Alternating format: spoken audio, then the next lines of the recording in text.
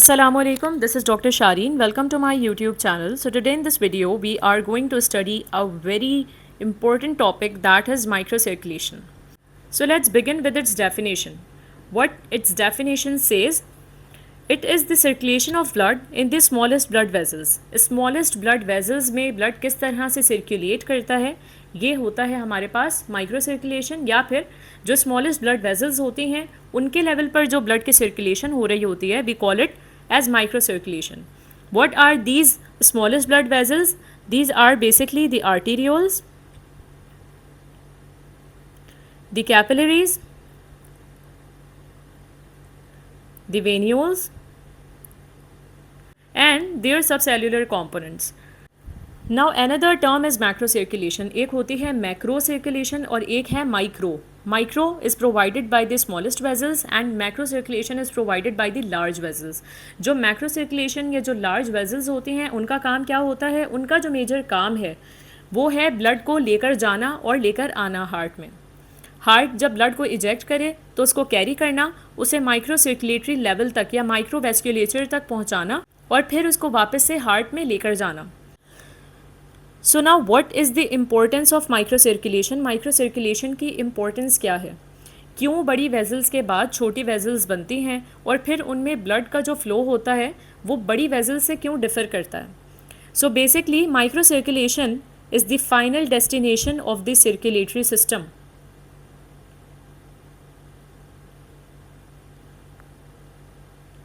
Y I am saying so, क्योंकि हमारे अंदर जो सर्कुलेटरी सिस्टम है, हार्ट का ब्लड को पंप करना, ये इसकी वजह क्या है. इसकी वजह ये है कि वो ब्लड टिश्यूज़ तक पहुँचे और ये ब्लड टिश्यूज़ या सेल्स से कांटेक्ट में आता कब है, at the level of micro circulation. So micro circulation is the final destination of the circulatory system. It is the most important compartment of the circulatory system. So now the microcirculation of each organ is organized to serve that organ's specific needs. Her organ का जो microcirculation होती है वो दूसरे organ से different है. क्यों different है, क्योंकि हर organ की need different है वही vessels, वही small blood vessels होंगी, but they can be arranged in some different ways. They could be more in number, could be more permeable. The arterioles could be have more diameter. So the organization of each organ is different from another organ. Her organ की जो micro circulation है वो दूसरे organ से different है. Like for example, this is a tissue A and this is tissue B. The cells in tissue A, they are less active. They don't need much oxygen. They are not making much waste product, while the cells of tissue B are very active. They need much oxygen because they are forming much waste that has to be removed. इनमें बहुत ज़्यादा waste बन रहा है जिसको remove होना है. इनमें बहुत ज़्यादा ऑक्सीजन की ज़रूरत है उन मेटाबॉलिक एक्टिविटीज़ को कैरी आउट करने के लिए. So what do you think, blood की ज़रूरत किस टिश्यू को ज़्यादा है, either tissue A or tissue B? Of course, blood is needed more by the tissue B.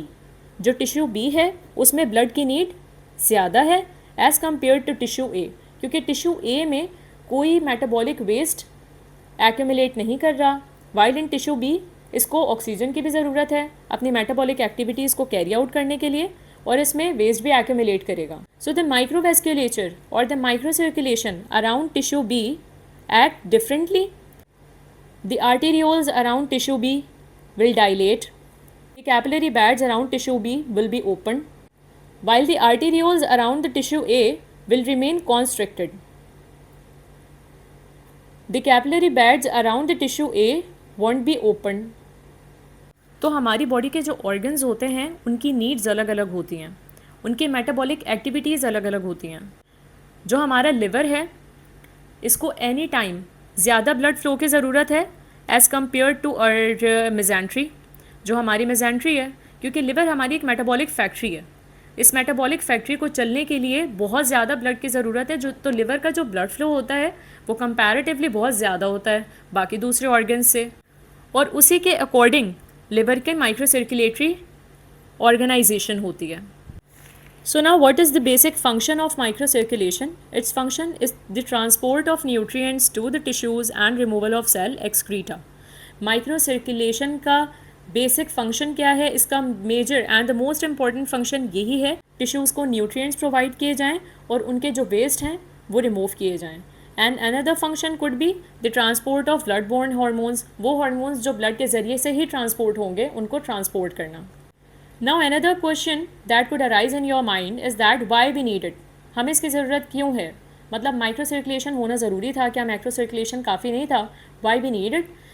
So we need it for the oxygen to be delivered to the tissues. जो body के sales हमारे active होंगे उनको oxygen की need होगी ज़्यादा. अब उस ऑक्सीजन को उन सेल्स तक पहुंचाने के लिए हमारी माइक्रोवेस्क्युलेचर या माइक्रो सर्कुलेशन ही काम करेगा. मैक्रो सर्कुलेशन सिर्फ उस ब्लड को माइक्रो सर्कुलेशन तक, माइक्रोवेस्क्युलेचर तक लेकर जा सकते हैं. बाकी आगे का काम उस ऑक्सीजन को डिलीवर करना उन टिश्यूज़ तक, ये किसका काम है? ये हमारी माइक्रो सर्कुलेशन का काम है. Delivery of nutrients such as glucose, amino acids and fatty acids. जितने भी न्यूट्रिएंट्स हैं जो सेल्स को रिक्वायर होते हैं उनकी भी जो डिलीवरी होती है वो माइक्रो सर्कुलेटरी लेवल पर आकर होती है. माइक्रो सर्कुलेशन में भी, इन स्मॉलर ब्लड वेजल्स में भी वो ब्लड वेजल जो एक्सचेंज प्रोवाइड कर रही होती है, this is the capillary. Capillary के लेवल पर आकर ये माइक्रो सर्कुलेशन का जो फंक्शन है वो अचीव होता है. लेकिन कैपिलरी तक लेकर जाने के लिए इस ब्लड फ्लो को कंट्रोल कौन करता है? इसे आर्टीरियोल्स कंट्रोल कर रहे होते हैं, वेन्यूल्स उस ब्लड को पिकअप कर रहे होते हैं. हालांकि इस माइक्रो सर्कुलेटरी सिस्टम में या माइक्रो सर्कुलेशन में जो मेन काम हो रहा होता है वो कैपिलरी के लेवल पर ही हो रहा है. लेकिन उस ब्लड को कैपिलरी में किस हद तक फ़्लो करवाना है, किस स्पीड से फ़्लो करवाना है, ज़्यादा फ़्लो करवाना है या कम फ़्लो करवाना है, ये डिसाइड करते हैं arterioles. So each and every component of the microcirculation is important. Now another point is it is required for the removal of carbon dioxide from the tissues. जब सेल्स बहुत ज़्यादा मेटाबॉलिकली एक्टिव होते हैं तो फिर उनमें कार्बन डाइऑक्साइड और hydrogen ions जो हैं एक्यूमुलेट करना स्टार्ट होते हैं. जब वो एक्यूमुलेट करते हैं तो जो सेल्स के अराउंड या टिश्यूज़ का जो एनवायरनमेंट होता है वो एसिडिक हो जाता है. And in order to remove that carbon dioxide and hydrogen ions we need this microcirculation. Now the removal of hydrogen ions from the tissues, maintenance of proper concentration of ions in the tissues. Ions की tissues में proper concentration होना ज़रूरी होती है. And these ions are provided by the microcirculation to our tissues. Now the components of microcirculation, there are basically 3 components of microcirculation in total. And because microcirculation का जो basic purpose है वो capillary के level पर आकर achieve होता है. So it's very important to understand how the blood flow to the capillaries is controlled by arterioles and then how exchange occur at the level of capillaries. किस तरह से capillaries के level पर exchange होता है और किस तरह से microcirculation जो organization है हर organ की दूसरे organ से differ है. Like the capillaries in the liver are sinusoidal while the capillaries in the kidney are fenestrated. So let's understand the components of microcirculation. So the first component of microcirculation is the precapillary component. वो microvasculature जो capillaries से पहले lie करते हैं and they are part of microcirculation are the arterioles and meta-arterioles. Meta-arterioles आपको हर organ में या हर tissue में नहीं मिलेंगे. Precapillary कौन सा component है? For example, if this is the arteriole, then this gives rise to capillary bed